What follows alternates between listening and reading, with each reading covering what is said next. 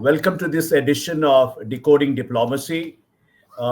We are with today with veteran diplomat, foreign policy expert, strategic analyst, Ambassador Kanwal Sibal. Ambassador Kanwal Sibal has served as ambassador to different countries, important countries like Russia, Turkey, Egypt, and of course France.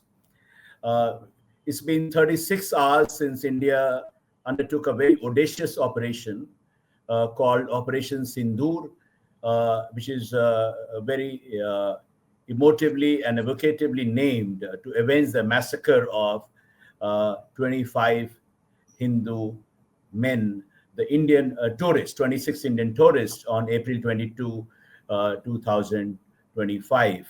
And we are doing this barely 36 hours after India strikes at Pakistan terror facilities in Pakistani Punjab and Pakistan-occupied Kashmir. This is probably the most audacious operation India has undertaken to punish the neighboring country for perpetrating cross-border terror on this scale, which killed innocent tourists. Ambassador Sibal, my first question to you is 36 hours or roughly around that time after Operation Sindoor, how do you look at the escalatory ladder? How do you see Pakistan's response? You know, Pakistan apparently tried to hit our military facilities, despite our making it very clear that what we did was essentially targeting terrorist facilities, infrastructure, and it was non-escalatory nature. How do you look at Pakistan's response? Over to you, sir. Well, point is that while we were absolutely within our right to retaliate for this horrific terror attack in Pahalgam, strictly under international law, Pakistan could argue that their sovereignty and territorial integrity was violated. And therefore, they were compelled to retaliate against this. We could say, as we have said in our press briefing by the Foreign Secretary, that we had information that more terror attacks were planned. Therefore, in a sense, this was a preemptive strike. And under international law, you could take preemptive action if you felt that there was an imminent terror attack. The Americans used this argument when they attacked Iraq and some other places. So Pakistan, to my mind, was obliged to react, especially given the personality and character of its army chief, who is a bigoted Islamist. I mean, he is a mullah in military uniform, the kind of language he speaks. There is no sense of restraint, of sobriety. It's like a wretched Islamic preacher giving a talk at Asa. Right. The kind of speech he made that the Hindus and Muslims are really different people in every way, and they have different ambitions. And that Kashmir is the jugular vein of Pakistan, and he lauding the heroic struggle of the people of Jammu and Kashmir for freedom. This was an open invitation to such an attack. Now, the point from our side is that we cannot continue to live in a situation where we have a lull in the proceedings, as it were, and then Pakistan at a time of its own choosing, whether compelled by domestic pressures or when they see that the situation in Kashmir is improving. People have participated in a big way in elections. A new government has been elected. Millions of tourists have gone into Jammu and Kashmir, which has brought prosperity to these people. The situation there, barring of course pockets here and there, is far, far, far improved from what was the situation in the past. And therefore, the Pakistan army and others wanted to disrupt this and keep the Kashmir issue on the front burner, domestically and internationally. Now, we can't live in this situation. Even if today, as a result of what we have done, we are not able to actually extract that kind of a commitment from Pakistan that the days Mhm. of their using terror as an instrument of policy is over, we will land up in the same situation. In one Right, year, 2 years, they can again do, and this puts a lot of pressure on us. I mean, let's not, right, it sort of turns our attention away from so much that we want to do, what the government wants to do in terms of our economic growth, attracting right, investment, supply chains, uh, and giving a boost to the economy in every possible way, all our welfare. right, Many of these things get disrupted. The bureaucracy, the armed forces, all of them are then right. Mhm. mobilized to meet this challenge. This is very, very disruptive. We can't live with this. And Yeah, therefore, I absolutely. applaud the government that they have bitten the bullet, taken diplomatic steps, especially suspension of the Indus Waters Treaty, and therefore and taken steps to hit at the terror bases in Pakistan. Mhm. Now, Pakistan, instead of reading the writing on the wall and knowing that there is a huge disparity in resources between the two countries, and Pakistan is in pretty dire states economically, its internal political situation is very unstable. The army Mhm. chief, the leader of their biggest party, which still has great popular support, are at loggerheads with each other. Mhm. They are Right. actually living hand to mouth. They are dependent on IMF bailouts. Their Mhm. foreign exchange reserves are terribly, terribly low. Right. There- there's inflation and everything else. This is not the time for them to Right. actually engage in a military confrontation with India. But such is their thinking and their own more larger than life image of a powerful country that is standing up to Mhm. India and has the Mhm. capacity to do so. So if they are, in a way, I won't say that they have this death wish, but if they have this Mhm. irrational approach to India and persist with that approach, then A, India has no choice but to hit back, and B, if they escalate, to hit back even harder, because Mhm. because really we have no choice. This now, if Pakistan goes beyond the pale in some ways and start Mhm. attacking our cities and this and that, and causes damage, then I think all bets are off, and we'll have to attack their Mhm. targets. And let's see how that will end. But it's very unfortunate that this rogue state, which Mhm. unfortunately we are condemned to Mhm. with as a neighbor, has no Mhm. sense of proportion and has been Mhm. unable to give up almost 8 decades of hostility towards India. Right. So, sir, General Asif Munir, as you rightly said, a mullah in uniform, and I would say that is a suicide bomber in uniform in a way that is on a self-destructive spiral, and his country is sinking economically and in every possible way. So, when we are talking about it's time to really, reject this two-nation theory. On one hand, you have a country which is being run by the military establishment, which only thinks about its own interest, and on the other hand we have India, and very tellingly, just on the day a few hours before we concluded a trade deal with the United Kingdom. That just shows the priorities of different countries, two nations with two different priorities. Now the thing is that this was targeted, from what you're saying, at the India growth story, the larger, not just Jammu and Kashmir. What do you make out of that? I mean, knowing fully well that given the asymmetry in power, our economy is far more superior, military, and every possible way. Who is behind all this? What gives Pakistan's military establishment the confidence and the audacity, and I would say misplaced confidence, to strike at India? Well, one, of course, is quite obvious that they've not given up their hostility towards India. And I suppose they're not fools. They're seeing the trajectory of India. Uh, just day before yesterday, the IMF has declared us as the fourth largest economy for having Right. overtaken Japan. Uh, India is growing very fast. It has Mhm. got national political and diplomatic profile, which is much higher than before. Our Mhm. relations with the United States have expanded a great deal.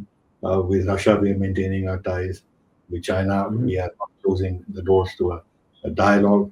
We are playing an international role which many countries envy, that we can talk to all sides and be friends with everyone and gain from every partner uh, that we have, and especially maintain our strategic autonomy. Now, this Right. obviously rankles a country like Pakistan, which has none of these attributes, and its future is pretty bleak. It won't trade with Right. India. Look at what's happening in Afghanistan. They put the Taliban in power, and now they're fighting each other internally. Huge problems with the Balochistan Liberation Front and with the TPP, and Khyber is uh, is up in flames in some ways. Uh, but their pride is that, as General Munir said, we are the first Islamic country in the world. If their only vocation in national life is to affirm their Islamic status and Right. emphasize that, and that is the reason for their existence, and that is what they think is where the future lies.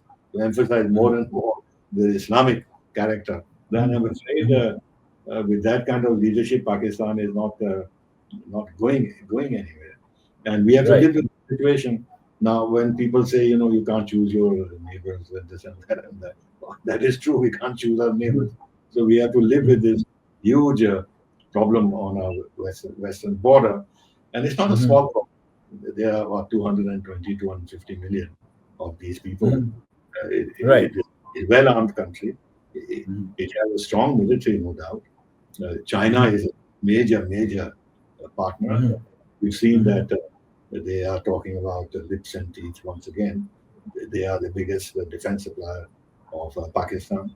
They have now a great vested interest in Pakistan through the CPEC and the investments they have made. In a sense, the Chinese have always projected the CPEC as the star of their BRI project. So, therefore, uh, China would also now begin to be very worried as to where all this might go. Now, the question you raised implicitly is that apart from Pakistan's own inclinations and, and its envy of India and a desire to put a brake on India's growth, uh, is, let's say, China also encouraging them behind the scenes, because China is also seeing that India is becoming increasingly and competitive, and that supply lines may progressively shift. Right. Because Right.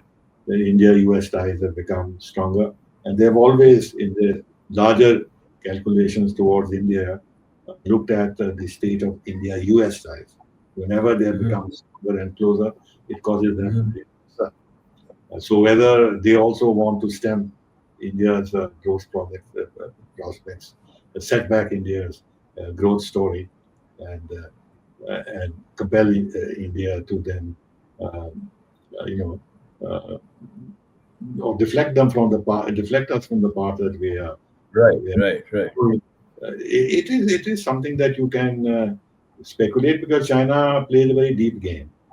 On the one Right. hand, they are trying to, in some ways, soften their stance towards India, make some gestures, which gives the impression that they want to progressively move towards some kind of normalization of ties with India.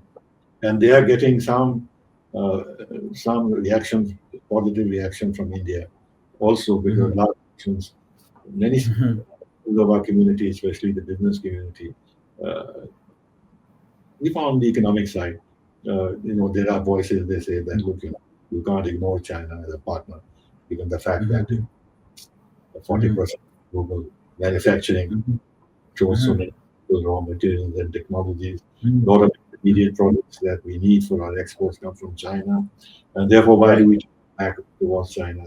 So China can play this game in order to erode India's willpower to stand up to China, uh, Right. and, and at the same time, through Pakistan, you know, in a sense, deflect India from the growth path that it is currently on, Right. with the positive prospects in view, and set back also our growth story just the way Pakistan moved. So whether there is a kind of a collusion between Pakistan and China, uh, one can one can reasonably speculate that this might be the case. Right. So you brought out a very interesting point about China's role. And if you look at China's reaction, of course, outwardly, their official reaction from foreign ministry appeared to be nuanced, sort of. But it is very surprising that at a point when China was trying to defrost, relations with India, to kind of encourage its client state to take on this very destructive venture to derail India's growth story. I mean, this doesn't quite square up. But what I'm trying to figure out, and also I want to point out the Chinese social media, official media, is constantly amplifying Pakistan's narrative. And as you know, we have entered now after the strike a period of information warfare, where Chinese media is constantly amplifying Pakistan's story, that how they've downed some Indian aircraft and all that. How do you look at this? How do you see this information warfare going forward? You see, two things. One is that while China can encourage Pakistan to take on India and try and disrupt India's growth story, act as a proxy for China. But there's a risk in it for China. Either China is confident that Pakistan can emerge relatively unscathed from this confrontation, that India will suffer more than Pakistan, or even if Pakistan were to suffer, it is not as if either its survival would be at stake, or that its relationship with China and opening is given to China will be affected. In other words, if China has miscalculated that encouraging Pakistan to take on India actually mean the eventual potential breakup of Pakistan too, or at least the emergence of such fissures with Balochistan and Khyber Pakhtunkhwa and Sindh in arms, that actually China will have great difficulty in managing Pakistan, in supporting Pakistan, and sinking Pakistan, and doing projects in Pakistan. So where have the Chinese struck a balance that they can encourage Pakistan to take on India, but not beyond a certain point, because then their own state of Pakistan would become very, very uncertain. So I don't know what the Chinese calculations are. With regard to the Chinese narrative and this and that and that, first of all, the Chinese narrative inside China is neither here nor there, because it's a controlled. They don't let information from outside come into China. They've blocked all social media channels from the West. It's highly censored environment. So that doesn't matter very much. But I think all of us understand and believe that China's fingerprints in international media are very strong, whether it's the US media or the British media, that they have over the years cultivated them, financed them, and therefore through that media, through Western media, they can create narratives against India. So that is where I think one should not totally exclude that the bad press that we've been getting in recent years is also a China's hand in it. Sir, apparently there are unconfirmed reports that our national security advisor Ajit Doval spoke to the Chinese side.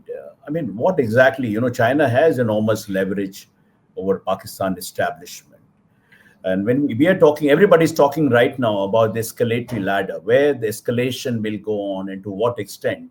I mean, the latest is that the Pakistan tried to pulverize some of our, military facilities very unsuccessfully, and those attacks were foiled. But looking at the asymmetry which China is, and also there is a spin in the Chinese social media that China want to use this confrontation as a showcase for some of the weapons it supplied to Pakistan. How do you look at all that? What role can China play any constructive role in such a situation? Well, I think it is wise on our part of our national security advisor to speak to Wang Yi. The ambassador was also briefed by Vikram Misri, Foreign Secretary, as part Right, of briefing that we gave to all the members of the Security Council. So it is wise to keep China engaged, convey to them our side of the story, what our right, larger thinking is, and our disinclination to escalate. But that if Pakistan decides to escalate, we would have no choice but to do so, and therefore sending an indirect message to China that if right, you want to protect your lips and teeth partner, then it will be desirable on your part to right. encourage Pakistan not to go beyond a certain point, recognize the disparity of strength, military strength between and economic strength between the two forces, and Pakistan shouldn't have this belief that they can count on all, whether friend China, up to the hill. Right? For China, it's very delicate because they are confronting an extremely serious situation in Right, the Western Pacific. Uh, right. and therefore, they would like to open up a second front here or create a situation where if Pakistan begins to crumble, they have no choice but to intervene in some way or the other, which will Right. hugely damage their international reputation. All these things that Right. China is not like the United States. China is very Mhm. cooperative. It believes in win-win Uh-huh. situations. It's peace-loving. It never invades any country. It has never committed aggression against any country. Now, if we intervened in an India-Pakistan confrontation when China is not involved, then I think the entire narrative that China has built will collapse, and it will be very injurious to their diplomacy at large. So So, yeah, China, I think, will advise Pakistan to show some degree of restraint, so that it right. doesn't walk into a situation where things get out of control for it. Absolutely, sir. Now, other thing is that, how do you look at the international reaction? And, beside, of course, China being an all-weather friend of Pakistan, but what about United States, the world's most powerful economy, the preeminent power, and the preeminent strategic partner of India? What role can Donald Trump play in all this? Well, I am a bit puzzled by some of the statements that have come Hmm. from Trump himself. Hmm. But then we are used to him making loose statements which are not particularly well thought through. Hmm. They're also wrong on facts very often. Hmm. Uh, he's not a geopolitical thinker. Um, Hmm. but what he Hmm. said just now in his latest Hmm. uh, remarks that we are uh, we have uh, we're close to India, we're close to Pakistan, we're close to both countries, uh, and uh, therefore, uh, you know, they should now wrap it up and stuff like that. Now, Neither here nor there. my view is this: Yeah, what is the US's relation with Pakistan? right, They have virtually no economic ties. right. Pakistan is not buying any US defense equipment apart from what they bought in the past. Uh, Hmm.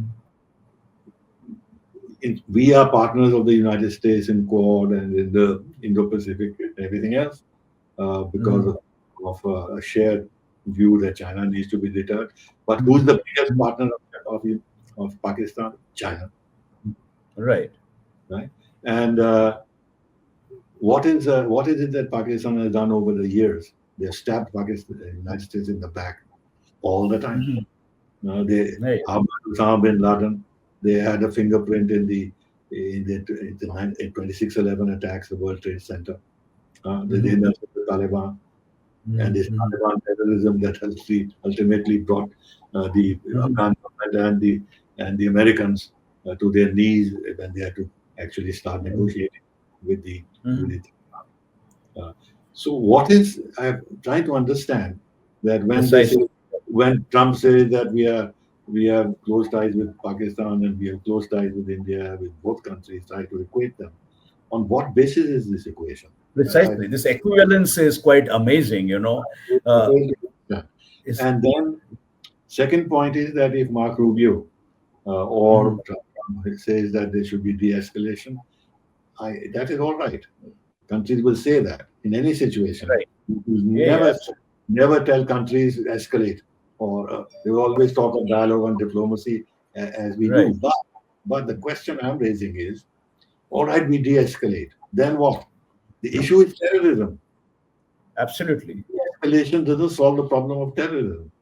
And our Absolutely. attack on Pakistan was actually pinpointed at the terror terror groups which are operating in Pakistan. Right. We Right. did attack the Pakistani military. So if at this moment we de-escalate, then Pakistan is off the hook, and it can again, Absolutely. whenever the time is right, begin this terrorist activity against India.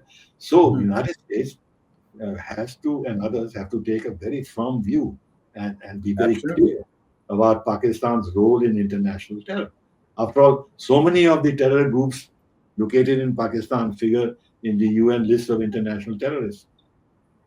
So, And all the other links that they have to international terrorism. So why is it the United States goes as far as it has done in the case of Iran, but in terms of sanctioning Iran and everything else? But in the case of Pakistan, they don't take any action against people who are supporting terrorism in Pakistan, declaring it a terrorist state, or if not that, imposing sanctions on it. Nothing of the kind. that is the big thing, duplicity. To This is conclude, a form. to conclude my argument, Right. that what is it that those who are advocating de-escalation to us can Right. guarantee that sufficient international pressure would be put on Pakistan to Right. end visibly, Right. credibly, its terror links, so that genuinely we can then begin some kind of a dialogue with Pakistan to stabilize So, the sir, situation. this is fairly scandalous that as our strategic partner, as a partner in Quad Indo-Pacific, we could have expected a more stronger and unambiguous statement. I mean, at the end of the day, the strikes are okay, but we want to develop a long-term deterrence against Pakistan use of cross-border terror. And again, American Trump administration is playing this, kind of balancing act, and again bringing that hyphenation somewhere. I mean, is that because the Pakistani lobby is very active? Where is it coming from? Oh, I want to say that the Pakistan lobby can manipulate American thinking to this. The Pakistani lobby may have been more effective during the Biden administration because of the progressive part of the Democratic Party and Ilhan Omar and all these characters who've been floating around. Right. And all this concern about minorities and stuff like that. But the Trump administration is different. Trump himself has been very strong and vocal on the issue of Islamic terrorism. So this is where I'm a bit intrigued that even in the recent statement that Trump made, there's no reference to the word terrorism. Of course, I must say to right. Yeah. That's very right. Yeah. Rubio and Tulsi Gabbard and the Attorney General Pam Bondi, the FBI Director Kash Patel, and ex-head the Defense Secretary. They made very strong statements on terrorism. I concede that. But the point is that what are they going to do about Pakistan's truck with terror? That's the central. Absolutely. And there we have no clarity, saying, okay, de-escalate, and then what happens? Then Pakistan goes scot-free and can do what it is doing again. Therefore, something has to be done demonstrably to satisfy the international community that they have dealt with the terror groups that are operating in their country. But I'm afraid they'll not be able to do so, frankly, if you ask me. It become too Islamist. The Islamist radicalization of Pakistan has done very deep. And the armed forces, you have people like this, their fellow in Britain who was making the gestures of slitting the throat of peaceful Yeah. and the Pakistani commission. Right. So you can see the kind of people that they are, and Yeah, yeah, absolutely. that's our problem. So, sir, coming to the question of radical Islamism, which is also a very potent threat to the United States and the West and the rest. I mean, a few hours ago, our Foreign Secretary Vikram Misri briefed, and he made an important point that Pakistan is flying horse over that India targeting religious facilities. I mean, we were targeting, the mosque, not mosque, but terrorist facilities, whether in Bahawalpur or Muridke. And then there were state funerals given to known terrorists draped in Pakistani flag. This exaltation, this glorification of terrorists by the state machinery, and they were all Pakistani state functionaries were present at the funerals. And how do you look at this? This goes much deeper. And I don't think it ends there because, this time this terror attack has happened 5 years after, Pulwama and all that. I mean, this seems to be a vicious cycle and the world is still being ambiguous. Where do you see is going, really? The fight against radical Islamism, and then you have Pakistan Army Chief, who apparently has all Quranic verses by heart. Yes. I mean, is this Islam we are dealing with? Yes. But that is an issue. Insofar as targeting mosques and this and that. Two things. Where did the Taliban come out from? They came out from Islamic madrasas. And whenever they have a congregation of these fellows, these Islamists, there has to be a mosque, no? I mean, that is right. The life of the Muslim community, not only of the terrorists, but the normal Muslims who have no track with terror. They are very much buried to the mosque. It's very central to their life, Friday prayers and everything. 5 times prayer, azan, and everything else. But when it comes to terrorists, in fact, we have so many cases of the preachers in some of these mosque mullahs and some of these mosques who actually are very active in radicalizing the youth. So the nexus between mosque madrasas and terrorism is very close. And therefore, if you're going to attack terrorist sites anywhere, then inevitably the mosque will be hit. And the Pakistani army, the ICPR chief, he in fact, when he was giving a briefing on what India had done in attacking these terrorist sites, was focusing on the mosques. He's trying to actually excite the public on religious grounds that India is looking at mosques and destroying mosques. But mosques are the breeding ground also of these kind of people. So that is one aspect. The other is what do we do going ahead? I'm not too sure that we can help clean up the act in Pakistan of the. But the point you made about these people, the state functionaries being present and giving state honors to the terrorists who have been killed, this is something which we should keep these clips and we should actually use them with the FATF. Absolutely. This is very visible evidence of how the Pakistani state machinery is still involved in terrorism, supporting terrorism. And if they can actually give them state honor or funerals or be present, so you can understand there's a lot of money going into by the Pakistani establishment. So I think this should be raised with the FATF. So my last question, of course, I have many more questions to ask, but for the sake of precision, this is my last question that essentially when you look ahead now, and there's a lot of warmongering going on, spinning and information warfare, and everybody's asking, where is it going to end? Will Sena voices prevail? And do you think, and of course, the West has created in a very formulaic manner about the nuclear threat, and it could be a nuclear flashpoint and all. How do you look at the nuclear part? Is it an exaggerated threat? Because the whole idea of these strikes is to call up Pakistan's nuclear bluff. Going ahead, how do you see this ending? Will it ever come to the nuclear part, or is it all the concoction? I mean, after all, Russia and Ukraine, the same thing was brought up, hyped up. So my two questions here: one is the nuclear threat hyped up? Number one, and number two, how do you see eventually ending that some or other we will wrap it up in the next few days? Well, insofar as the nuclear question is concerned, you rightly pointed out that in Ukraine, the world's foremost nuclear powers are actually fighting a proxy war. Right. And they think this can be controlled.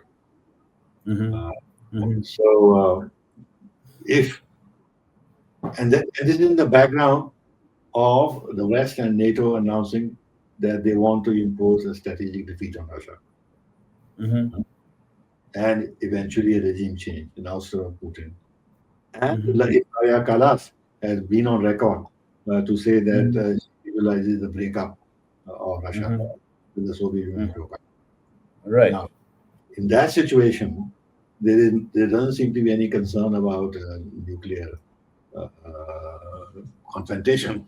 But when it comes to India and Pakistan, suddenly there is this talk about a nuclear confrontation. Right. We are not out there to destroy Pakistan or pose an existential threat to Pakistan. It's not our aim. If Pakistan actually endured terrorism, tried these fellows, banned the organization, tried them, outlawed, then we can have a dialogue with Pakistan and begin the process of normalization of relations. The issue is terrorism. But if they want to put this arm that they've been using against us,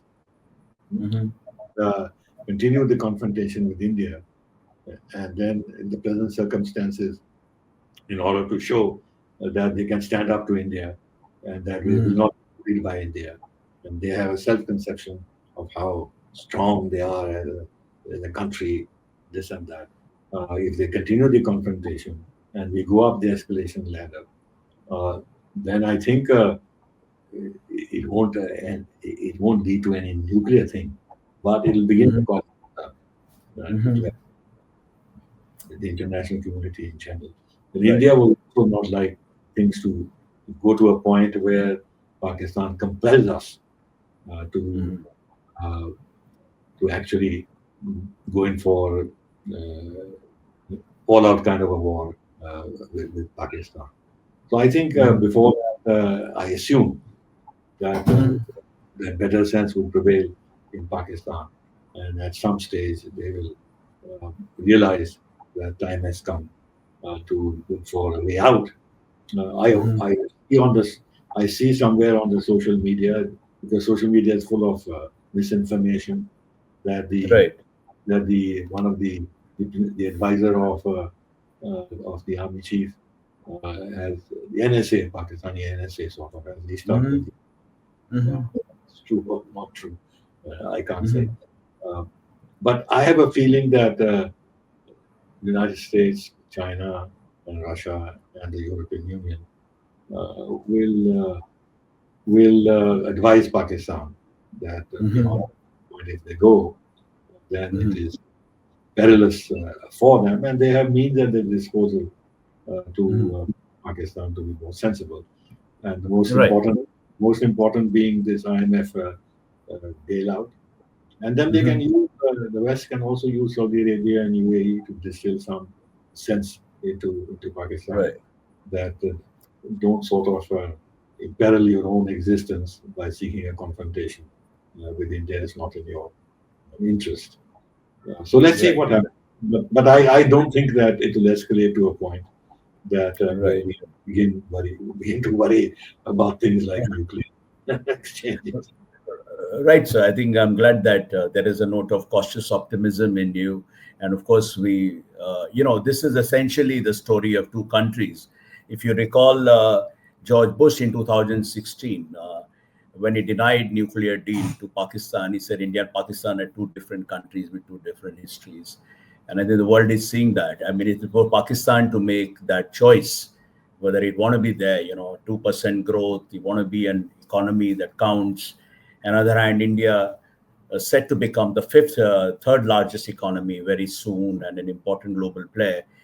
So the onus is clearly on Pakistan, the choices it make. But for us, the core issue would remain, and that is what you're saying, that whether Pakistan will abandon cross-border terrorism as an instrument of state policy. It's a rapidly evolving situation. We'll keep tracking it.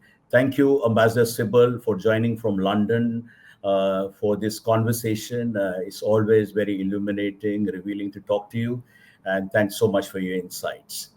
We'll come back. Yeah, thank you. Thank you. Thank you very much. All the best. Yeah.